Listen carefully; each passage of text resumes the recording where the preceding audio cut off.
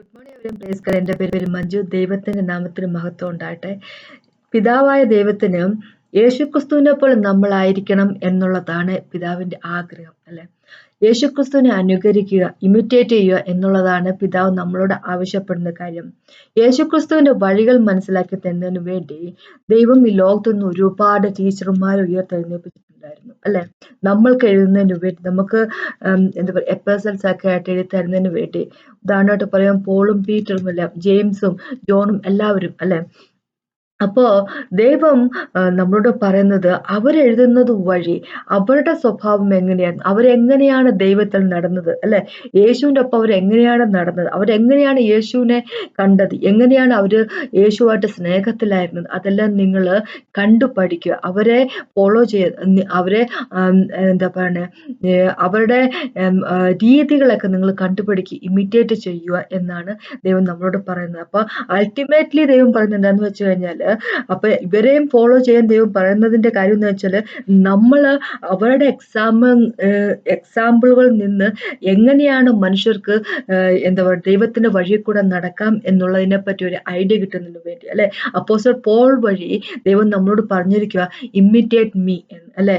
അനുകരിക്കുക, എന്നെ അനുകരിക്കുക എന്ന് apostle Paul നമ്മളോട് പറഞ്ഞിരിക്കുക. നമുക്കറിയാം, വചനം എഴുതിയിരിക്കുന്ന ഹോളി സ്പിരിറ്റ് ഗോഡാണ്, പല മനുഷ്യർ വഴി ആണെന്നേ ഉള്ളൂ, അല്ലെ? അപ്പം അപ്പോസ്റ്റൽ പോൾ വഴി നമ്മളോട് ദൈവം പറയുക, അപ്പോസ്റ്റൽ പോളിനെ ഇമിറ്റേറ്റ് ചെയ്യുക. കാരണം അപ്പോസ്റ്റൽ പോള് ദൈവം യേശുക്രിസ്തുവിന്റെ വഴി കൂടെ നടന്ന രീതി, അല്ലെ? അപ്പോസ്റ്റൽ പോളിന് എത്രമാത്രം ഇഷ്ടമായിരുന്നു യേശുക്രിസ്തുവിനെ. അപ്പൊ അതൊക്കെ ഒന്ന് കണ്ടു പഠിക്കുക. അപ്പൊ നമ്മള് അപ്പോസ്റ്റൽ പോളിന്റെ എന്താ പറയാ, ആഗ്രഹം പോലെ അപ്പോസ്റ്റൽ പോളിന് എപ്പോഴും യേശുവിലായിരിക്കണമെന്നും യേശുവിനാൽ അറിയപ്പെടണമെന്നും യേശുവിനെ കിട്ടണം എന്നുമായിരുന്നു ആഗ്രഹം. അതുപോലെ നമ്മളും, നമ്മുടെ ഉള്ളിലും ആഗ്രഹം ഉണ്ടായിരിക്കും, അല്ലെ? അപ്പൊ നമ്മുടെ മുമ്പേ നടന്നുപോയ ആൾക്കാരിലേക്ക് നോക്കുമ്പോൾ അവർക്ക് ദൈവത്തിലുള്ള ആ സ്നേഹം, ദൈവത്തോടുള്ള സ്നേഹം കാണുമ്പോൾ നമുക്കും അങ്ങനെ സ്നേഹിക്കണം എന്നൊരു ആഗ്രഹം നമ്മുടെ ഹൃദയത്തിലേക്ക് വരുമല്ലോ. അപ്പൊ അതിനുവേണ്ടിയാണ് ദൈവം നമ്മളോട് പറഞ്ഞിരിക്കുന്നത്, അല്ലെ? അപ്പൊ അതാണ് ഇന്നത്തെ എന്റെ ടോപ്പിക്ക്.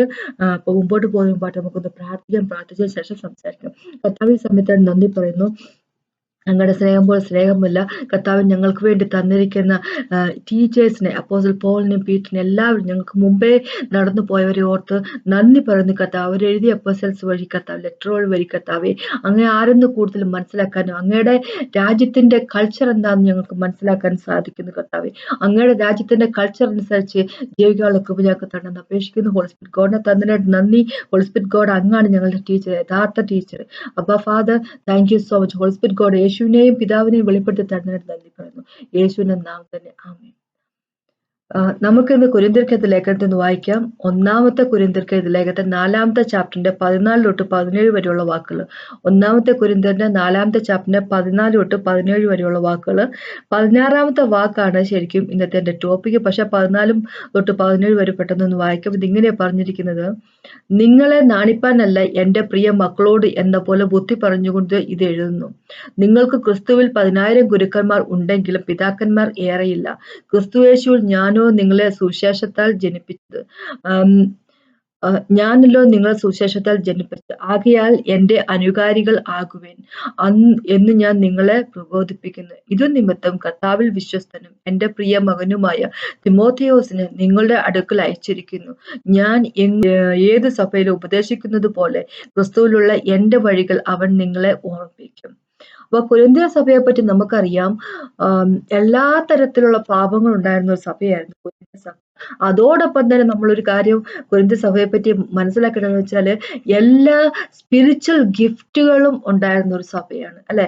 എന്ന് വെച്ചാൽ ആത്മീയമായിട്ടുള്ള എല്ലാ ഗിഫ്റ്റുകളും ഓപ്പറേറ്റ് ചെയ്യുന്ന അതേ സമയത്ത് തന്നെ പാപം ചെയ്തുകൊണ്ടിരുന്ന ആൾക്കാരാണ്, അല്ലെ? അപ്പൊ എന്ന് പറഞ്ഞു കഴിഞ്ഞാൽ, ഞാനെന്താ പറഞ്ഞു വെച്ചാലും, ഒരു വ്യക്തിയില് ഒരു സ്പിരിച്വൽ ഗിഫ്റ്റ് ഓപ്പറേറ്റ് ചെയ്യുന്നുണ്ട് എന്ന് പറഞ്ഞുകൊണ്ട്, ഒരു ആത്മീയമായിട്ടുള്ള വരം ഓപ്പറേറ്റ് ചെയ്യുന്നുണ്ട് എന്ന് പറഞ്ഞുകൊണ്ട് അയാൾ എന്താ പറയണേ, ഹോളി ആയിരിക്കണമെന്നോ ദൈവവുമായിട്ട് അടുപ്പത്തിലായിരിക്കണമെന്നോ എന്നൊന്നും നിർബന്ധമില്ല, അല്ലെ? അപ്പൊ അതിന് ഉദാഹരണമായിട്ടുള്ള ഒരു ചർച്ചാണ് കൊരിന്ത്യ ചർച്ച. അവരിടയ്ക്ക് ഉണ്ടായിരുന്ന പോലെ പ്രശ്നങ്ങളിൽ വേറെ ചർച്ചകളിലൊന്നും ഉണ്ടായിരുന്നില്ല, അല്ലെ? നമ്മൾക്കറിയാം, എന്താ പറയാ, പിതാവിന്റെ 2ാമത്തെ വൈഫുമായിട്ട് കല്യാണം കഴിക്കുന്ന അല്ലെങ്കിൽ അഫയർ ഉണ്ടായിരുന്ന ആൾക്കാര് ഉള്ള ചർച്ചായിരുന്നു അത്. കൊരിന്ത്യ ചർച്ച് അല്ലെ. കൊരിന്ത്യ ചർച്ചിന്റെ ഇടയ്ക്ക് തന്നെ ഡിവിഷനുകൾ ഉണ്ടായിരുന്നു അല്ലെ.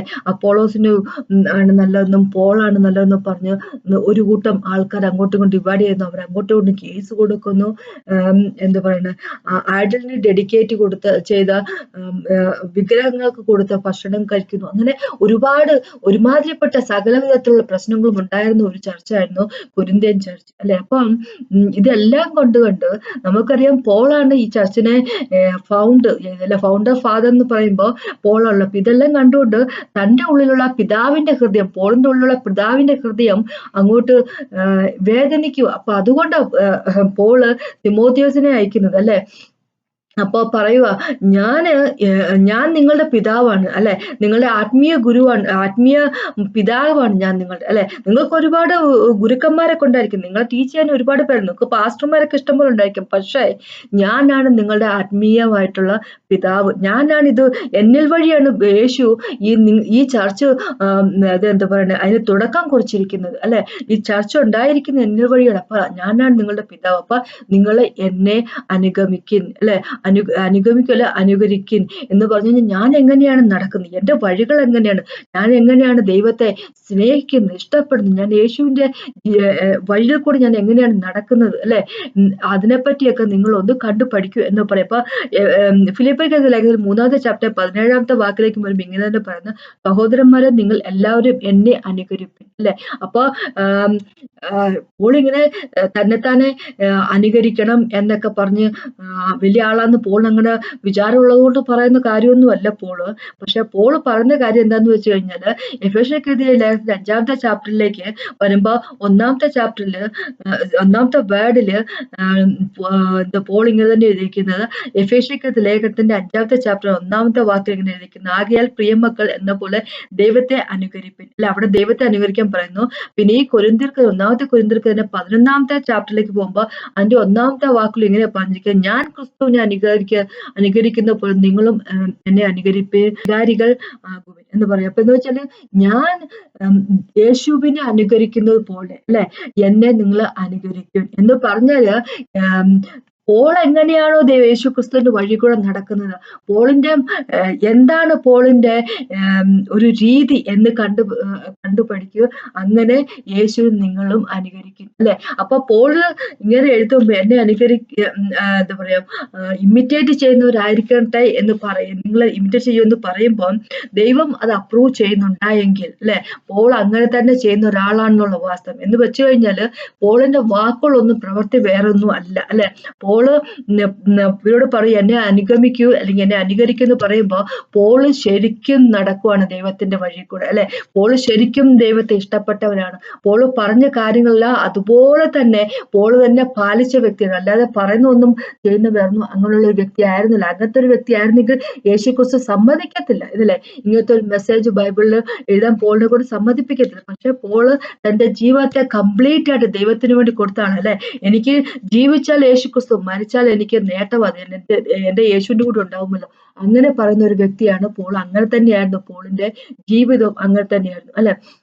അപ്പം പോളിന്റെ മാനസികാവസ്ഥ എന്തായിരുന്നു എന്നുള്ളത് കാണണമെങ്കിൽ നമുക്കറിയാം. ഫിലിപ്പിയർക്കെഴുതിയ ലേഖനത്തിന്റെ 3-ാമത്തെ ചാപ്റ്ററിലേക്ക് പോകുമ്പോൾ നമുക്ക് കാണാൻ പറ്റും, പോള് പറയും എനിക്ക് ജഡത്തിനുള്ള പല ആൾക്കാരും അല്ലെ ഇങ്ങനെ ബോസ്റ്റ് ചെയ്യുമല്ലോ, എനിക്ക് ഒരുപാടുണ്ട്, ഞങ്ങൾക്ക് ഒരുപാട്, ഞങ്ങൾ ഇന്ന കുടുംബത്തിൽ ജനിച്ച, ഞങ്ങളുടെ കുടുംബ പേര് അതാണ് മറ്റതാണ് മറിച്ചാണ്, ഞങ്ങള് ചില ആൾക്കാരൊക്കെ പറഞ്ഞു കേട്ടിട്ടുണ്ട്, ഞങ്ങള് ഇന്ന ചർച്ച് ഉണ്ടാക്കാനുള്ള സ്ഥലം ഞങ്ങൾ കൊടുത്തതാ, ഞങ്ങളുടെ കുടുംബത്തിൽ നിന്ന് കുറെ മെത്രാപ്പോലിത്തന്മാരും കുറെ ബിഷപ്പുമാരും ഉള്ളതാ, അവരുള്ളത് ഇവരുള്ള കുറച്ച് പാസ്റ്റർമാരുള്ള ചർച്ച വീട്, അങ്ങനെ കുറെ എന്താ പറയണ ഇങ്ങനെ പാരമ്പര്യമായിട്ടുള്ള കാര്യങ്ങൾ ബോസ്റ്റ് ചെയ്യുമ്പോൾ പോളിലൂടെ പറയും എനിക്ക് അങ്ങനെ പറയുകയാണെങ്കിൽ എനിക്കും ഇഷ്ടം പോലെ ഉണ്ട് അല്ലെ, എനിക്കും അങ്ങനെ ഇഷ്ടം പോലെ പറയാനുണ്ട്. ഞാൻ ഇസ്രായേൽ ജനിച്ച ഒരു വ്യക്തി, ഇസ്രായേൽ രാജ്യത്തിന്റെ ഭാഗമായിട്ടുള്ള ഒരു വ്യക്തിയാണ്, ബെന്യാമിൻ ഗോത്രത്തിൽപ്പെട്ടവനാണ്, 8-ാമത്തെ നാൾ പരിച്ഛേദനമേറ്റവനാണ്, ഞാനൊരു പരീശനായിരുന്നു, ശുഷ്കാന്തിയെ സംബന്ധിച്ച് സഭയെ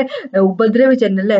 അപ്പൊ പരീശന്മാരുടെ സാദുസ്യത്തിന്റെ കാര്യമൊക്കെ നമുക്കറിയില്ല, ശാസ്ത്രിമാരുടെ കാര്യം അറിയാം. എങ്ങനെയെങ്കിലും ക്രിസ്ത്യൻസിനെ, യേശുവിനെ അനുഗമിക്കുന്ന ആൾക്കാരെ എങ്ങനെയെങ്കിലും നശിപ്പിക്കണമെന്ന് പറഞ്ഞു നടന്നു, യേശുവിനെ നശിപ്പിക്കാൻ വേണ്ടി നടന്ന ആൾക്കാരാണ്. പിന്നെ യേശുവിനെ അനുഗമിക്കുന്നവർ നശിപ്പിക്കാതിരിക്കുക അല്ലെ.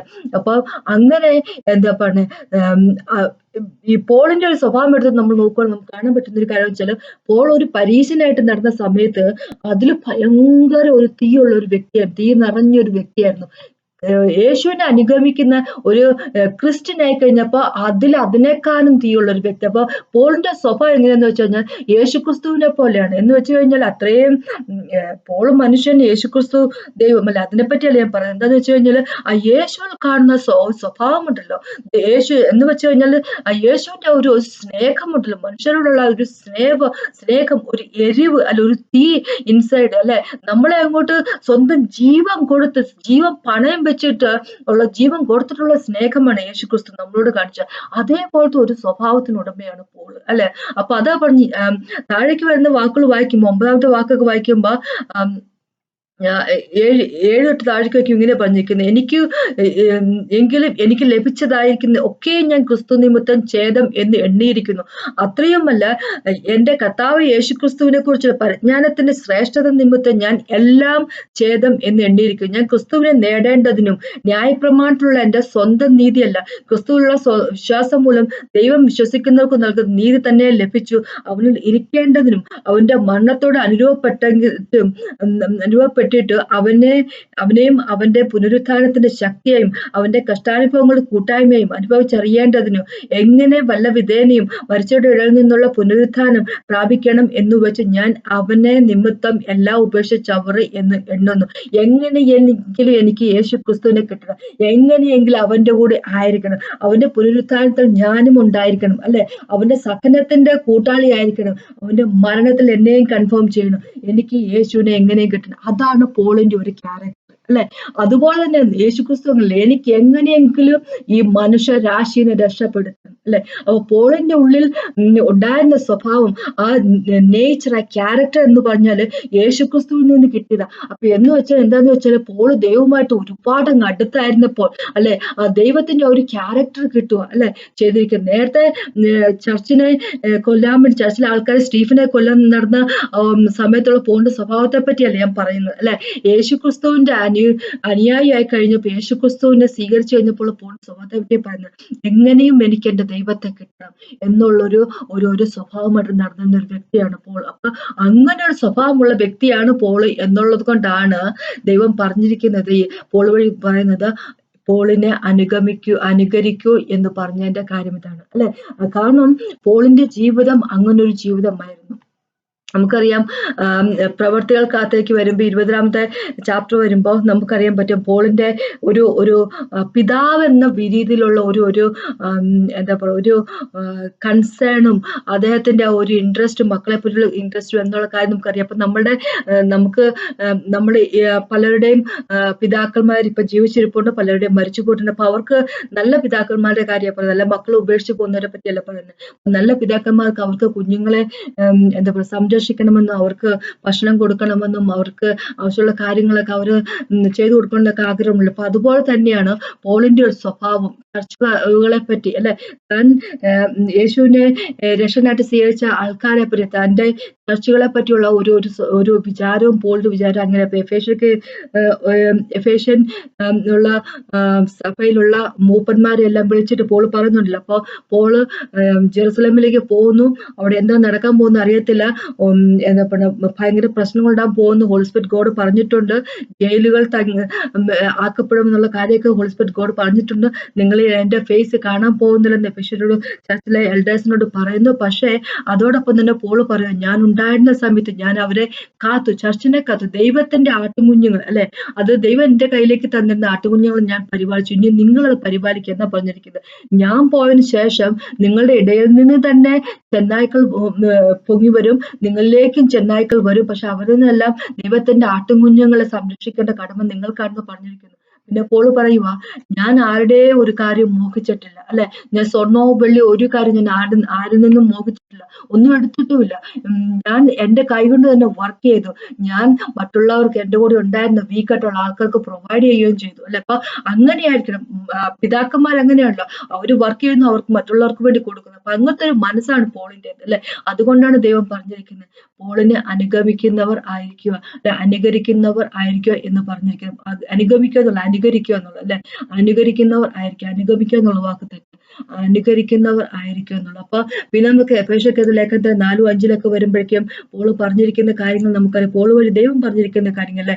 5-ാമത്തെ ചാപ്റ്ററിൽ 3-4 വാക്കുകൾ ഇങ്ങനെ പറഞ്ഞിരിക്കുന്നു. ദുർനടപ്പോ യാതൊരു അശുദ്ധിയോ അത്യാഗ്രഹവും നിങ്ങളുടെ ഇടയിൽ ചർച്ച ചെയ്യുക പോലും അരുത്. അങ്ങനെ ആകുന്നു വിശുദ്ധന്മാർക്ക് ഉചിതം. ചീത്ത ഉത്തരം, പൊട്ടച്ചൊൽ, കളിവാക്കും ഇങ്ങനെ ചേർച്ചയില്ലാത്ത ഒന്നും അരുത്. സ്തോത്രം മാത്രമേ വേണ്ടത് അല്ലെ. അപ്പൊ എഫേസ്യർ 4 പോകുമ്പോൾ നമുക്കറിയാം പോൾ തന്നെ പറയുന്നുണ്ട്, മുമ്പിലത്തെ നടപ്പ് സംബന്ധിച്ച ചതിമോഹങ്ങൾ വഷളായി പോകുന്ന പഴയ മനുഷ്യനെ ഉപേക്ഷിച്ച് നിങ്ങളുടെ ഉള്ളിലെ ആത്മാവ് സംബന്ധമായി പുതുക്കം പ്രാപിച്ചു സത്യത്തിന്റെ ഫലമായി നീതിയും വിശുദ്ധിയിലും ദൈവാനുരൂപമായി സൃഷ്ടിക്കപ്പെട്ട പുതുമനുഷ്യരെ ധരിച്ചുകൊള്ളുവിൻ അല്ലെ. പുതിയ ജീവിതം യേശുക്രിസ്തു വിശ്വാസ സമയത്ത് നമുക്ക് കിട്ടിയ പുതിയ ജീവിതത്തിൽ കണ്ടിന്യൂ എന്ന് പോൾ പറഞ്ഞിരിക്കും. അപ്പൊ പോൾ അതാണ് ചെയ്തിരുന്നത്. അപ്പൊ പോൾ നമ്മളോട് പറയും അല്ലെ, ഒരു ഇമ്പ്യൂരിറ്റിയോ ഒരു മോശപ്പെട്ട രീതിയിലുള്ള സംസാരമോ അങ്ങനെ ഒന്നും നമ്മുടെ നാട്ടിൽ വരാതിരിക്കട്ടെ. ഒരു ആവശ്യമില്ലാത്ത ഒരു ജോക്ക് പറയുന്ന രീതിയോ അങ്ങനത്തെ കാര്യങ്ങളൊന്നും നമ്മുടെ ഉള്ളിൽ ഉണ്ടാകാതിരിക്കട്ടെ അല്ലെ. മറ്റുള്ളവർക്ക് പ്രോത്സാഹിപ്പിക്കുകയും അവരെ എന്താ പറയുക ബിൽഡപ്പ് ചെയ്യിക്കുകയും ചെയ്യുന്ന രീതിയിൽ അവരെ യേശുക്രിസ്തുവിൽ വളർത്തുകയും ചെയ്യുന്ന തരത്തിലുള്ള സംസാരം മാത്രമായിട്ട് നമ്മളുടെ വായിൽ നിന്ന് വരുന്ന അല്ല ആവശ്യമില്ലാത്ത സംസാരങ്ങളൊന്നും നമ്മൾ സംസാരിക്കാതിരിക്കട്ടെ എന്ന് പോള് പറയും. അങ്ങനെ പോള് പറയുമ്പോൾ പോളും അങ്ങനെ തന്നെയാണ് ചെയ്തുകൊണ്ടിരുന്നത് എന്ന് ചുരുക്കം അല്ലെ. അപ്പൊ അതുകൊണ്ടാണ് ഇവിടെ പോൾ ഇവിടെ പറയുന്ന 1 കൊരിന്ത്യർ 4 ചാപ്റ്ററിൽ പോൾ പറയുന്നത് എന്നെ അനുകരിക്കുന്നവർ ആവുക. അപ്പൊ എന്റെ വഴികളെ പറ്റി പറയാൻ വേണ്ടി ഞാൻ തിമോത്തിയോസിനെ നിങ്ങളുടെ അടുക്കൽ അയച്ചിരിക്കുന്നു എന്ന് പറഞ്ഞിരിക്കുന്നു. അപ്പൊ തിമോത്തി നമുക്കറിയാം പോളിന്റെ അനുയായിയായിരുന്നു അല്ലെ. പോളിന്റെ വളരെ ഇഷ്ടപ്പെട്ട ഒരു മകനായിരുന്നു അല്ലെ. ദൈവത്തിലുള്ള ഒരു മകനായിരുന്നു. അപ്പൊ തിമോത്തി പോൾ ചെയ്യുന്ന പോലെ തന്നെ യേശുക്രിസ്തുവിനെ സ്നേഹിക്കുകയും യേശുവിന് വേണ്ടി ജീവിക്കുകയും അല്ലെ അങ്ങനെയൊക്കെ ചെയ്ത ഒരു വ്യക്തിയാണ്. അപ്പൊ തിമോത്തിയെ ഞാൻ വിടുവാണ്, അവൻ പഠിപ്പിക്കും നിങ്ങളല്ലേ ഞാൻ എങ്ങനെയാണ് യേശുക്രിസ്തുവിൽ ജീവിക്കുന്നുള്ള കാര്യം നിങ്ങളെ പഠിപ്പിച്ചു വരുന്നു കൊരിന്ത്യൻ ചർച്ചിനോട് പറയും. അപ്പൊ ഞാൻ എന്താ പറയാൻ ഉദ്ദേശിച്ചെന്ന് വെച്ച് കഴിഞ്ഞാൽ ദൈവം നമ്മുടെ മുമ്പിൽ ഇങ്ങനെ എല്ലാ ആളുകളെയും വെച്ചിട്ടുണ്ട് അല്ലെ. നമുക്ക് ബൈബിൾ വായിക്കാൻ മനസ്സിലാവും അവരെങ്ങനെയായിരുന്നുള്ള കാര്യം മനസ്സിലാവും. അവർക്ക് എത്രമാത്രം സ്നേഹമായിരുന്നു യേശുവിനോടുള്ള കാര്യം മനസ്സിലാവും. യേശു അങ്ങനെയാണ് അവർ ഉപയോഗിച്ചെന്നുള്ള കാര്യം മനസ്സിലാവും. അപ്പൊ അതനുസരിച്ച് നമ്മൾ മുമ്പോട്ട് പോകും അല്ലെ. നമ്മളുടെ കുടുംബത്തില് നമ്മളുടെ കുഞ്ഞുങ്ങളുടെ മുമ്പിൽ പ്രത്യേകിച്ച് കുഞ്ഞുങ്ങളുടെ മുമ്പിൽ നമ്മൾ ഉദാഹരണമായിട്ട് എങ്ങനെ യേശുവിനെ സ്നേഹിക്കാം അല്ലെ, എങ്ങനെ ആയിരിക്കണം ഒരു ക്രിസ്ത്യൻ എന്നുള്ള രീതിയിൽ യേശുവിനെ വിശ്വസിക്കുന്നവർ എന്നുള്ള രീതിയിൽ എങ്ങനെ തരത്തിലുള്ള ജീവിതമായിരിക്കണം ഈ ലോകത്ത് ജീവിക്കുന്നത് അല്ലെ. ലോകത്തിന് വെളിച്ചമായിട്ടാണ് നമ്മുടെ ദൈവം നമ്മളെ വിളിച്ചിരിക്കുക. അപ്പൊ എങ്ങനെയുള്ള തരത്തിലുള്ള ജീവിതമായിരിക്കും നമ്മൾ ജീവിക്കുന്നത്. അപ്പൊ അതിനെപ്പറ്റിയൊക്കെ അറിവുള്ളവരായിരിക്കട്ടെ, അങ്ങനെ ജീവിക്കുന്ന വ്യക്തികളായിരിക്കട്ടെ, അല്ല തോന്നിയ രീതിയിൽ ഉള്ള ജീവിതം ജീവിക്കുന്ന വ്യക്തികളാകാതിരിക്കട്ടെ അല്ലെ. അപ്പൊ നമ്മളെ നോക്കിക്കൊണ്ട് എന്താ പറയുക മറ്റുള്ളവർ പറയുന്ന കാര്യം എന്താണെന്ന് വെച്ചാൽ നമ്മൾക്ക് അനുകരിക്കാൻ പറ്റുന്ന വ്യക്തികൾ അല്ലെ. അവരുടെ ജീവിതത്തിൽ നിന്ന് നമുക്ക് കണ്ടെത്താൻ ഒരുപാട് കാര്യങ്ങളുണ്ട്, അവരുടെ ജീവിതത്തിൽ നിന്ന് പഠിച്ചെടുക്കാൻ ഒരുപാട് കാര്യങ്ങളുണ്ട് എന്ന് പറയിപ്പിക്കുന്ന രീതിയിലുള്ള ജീവിതം നയിക്കുന്ന വ്യക്തികളായിട്ട് പോളിന് അത്രയധികം കോൺഫിഡൻസ് ആയിരുന്നു തന്റെ ജീവിതത്തെ പറ്റി. എന്നെ നിങ്ങൾ കണ്ടു പഠിക്കൂ എന്ന് പറയാനുള്ള ഒരു കോൺഫിഡൻസ് പോളിനുണ്ടായിരുന്നു. കാരണം പോള് ദൈവത്തെ യേശുക്രിസ്തുവിന്റെ കണ്ണും പൂട്ടി അങ്ങോട്ട് അനുകരിച്ച വ്യക്തിയാണ് പോൾ അല്ലെ. യേശുവിന് വേണ്ടി ജീവിക്കുകയും മരിക്കുകയും ചെയ്ത വ്യക്തിയാണ്. അപ്പൊ അതുകൊണ്ട് തന്നെ പോളിന് അത് പറയാൻ ഒരു എന്താ പറയുക ഒരു കറേജ് ഉണ്ടല്ലേ. എന്നെ നിങ്ങൾ അനുകരിക്കുവാൻ, അങ്ങനെയാകുമ്പോൾ നിങ്ങൾ കറക്റ്റ് ആയിട്ടുള്ള പാതയിൽ കൂടിയായിരിക്കും നടക്കുന്നത് എന്ന് പറയാനുള്ള ഒരു ഇതുണ്ട്. അപ്പൊ പോളിൽ നിന്ന് ഒരുപാട് പഠിച്ചെടുക്കാൻ അല്ലെ. നമ്മൾ കൊണ്ട് അന്നത്തെ എന്താ പറയുക ചർച്ചിൽ ഉണ്ടായിരുന്ന പോലെ തന്നെ ഇന്നും നമ്മൾക്കും ഉണ്ട് അല്ലെ. പോളിന്റെ ദൈവം ഒരുപാട് ഉപയോഗിച്ചു, യേശുക്രിസ്തു ഒരുപാട് ഉപയോഗിച്ചു. അപ്പൊ അതാണ് എനിക്കിത് പറയാനുള്ളത് അല്ലെ. നമ്മുടെ കുഞ്ഞുങ്ങളുടെ മുമ്പിൽ നമ്മുടെ കുടുംബാംഗങ്ങളുടെ മുമ്പിൽ റെസ്പെക്റ്റോട് കൂടി സ്നേഹത്തോടു കൂടി യേശുവിന്റെ സ്വഭാവത്തിൽ അല്ലെ അപ്പോസ്തലന്മാർ എങ്ങനെയാണ് ബിഹേവ് ചെയ്തത്, എങ്ങനെയാണോ അവര് യേശുവിന്റെ അരോമയായിട്ട് യേശുവിന്റെ സുഗന്ധമായിട്ട് ലോകത്തിൽ അവരെങ്ങനെയായിരുന്നു അതുപോലെ യേശുവിന്റെ സുഗന്ധങ്ങളാകട്ടെ നമ്മൾ ഈ ലോകത്തിൽ അല്ലെ. ദുർഗന്ധം വമിക്കുന്നവരാകാതിരിക്കട്ടെ നമ്മൾ, യേശുവിന്റെ സുഗന്ധങ്ങളാകട്ടെ അല്ലെ, യേശുവിന്റെ അരോമയായിട്ട് നമ്മൾ. അതിനെപ്പറ്റിയാണ് എനിക്കിത് പറയാനുള്ളത്. അപ്പൊ നമുക്കൊന്ന് പ്രാർത്ഥിച്ചുകൊണ്ട് നിർത്താം. കർത്താവെ സമയത്താണ് നന്ദി പറയുന്നത്. കർത്താവെ അങ്ങയുടെ സ്നേഹം പോലത്തെ സ്നേഹമില്ല. Thank you Jesus master father God. ഞങ്ങളോട് സംസാരിച്ചാൽ നന്ദി പറയുന്നു കർത്താവ്. അനുഗ്രഹിക്കണമെന്ന് അപേക്ഷിക്കുന്നു കർത്താവ്. ലോർഡ് ഫാദർ അങ്ങയുടെ വഴി കൂടെ മാത്രം നടക്കാനുള്ള ഒരു കൃപ തന്നെന്ന് അപേക്ഷിക്കുന്നു കർത്താവ്. Thank you so much. ഞങ്ങൾക്ക് വേണ്ടി ഒരുപാട് ടീച്ചർമാർ തന്നിരിക്കുന്നതായിട്ട് നന്ദി പറയുന്നു. ഞങ്ങൾക്ക് വേണ്ടി അങ്ങയുടെ വേർഡ് ഓഫ് ഗോഡിനായിട്ട് നന്ദി പറയുന്നു. Thank you so much. ഞങ്ങൾക്ക് അങ്ങയുടെ വചനം വായിക്കാനുള്ള സ്വാതന്ത്ര്യമുണ്ട് കർത്താവ്. സ്വാതന്ത്ര്യമില്ലാത്ത ഒരുപാട് രാജ്യങ്ങളുണ്ട്. അവരെല്ലോട്ട് പ്രാർത്ഥിക്കുക കർത്താവ്. അവിടുത്തെ മനുഷ്യരോട്ട് പ്രാർത്ഥിക്കുന്നു. കർത്താവ് സ്വാതന്ത്ര്യം ഉണ്ടാക്കി കൊടുക്കണം അപേക്ഷിക്കുന്നു കർത്താവ്. ഞങ്ങൾക്ക് കിട്ടിയിരിക്കുന്ന വചനത്തിൽ ഉറച്ചു പിടിച്ചുകൊണ്ട് കർത്താവെ അതനുസരിച്ച് ജീവിക്കാനുള്ള കൃപ ഞങ്ങൾക്ക് തന്നെന്ന് അപേക്ഷിക്കുന്നു. കട്ടോടിക്കുന്ന ആൾക്കാരെ അവിടുത്തെല്ലാം പ്രാർത്ഥിക്കുന്നു. അനുഗ്രഹിക്കണമേ എന്ന് അപേക്ഷിക്കുന്നു യേശുവിൻ നാമത്തിൽ ആമേൻ. ഇത് കേട്ട നല്ല ദൈവത്തിന്റെ നാമത്തിൽ മഹത്വം ഉണ്ടാകട്ടെ.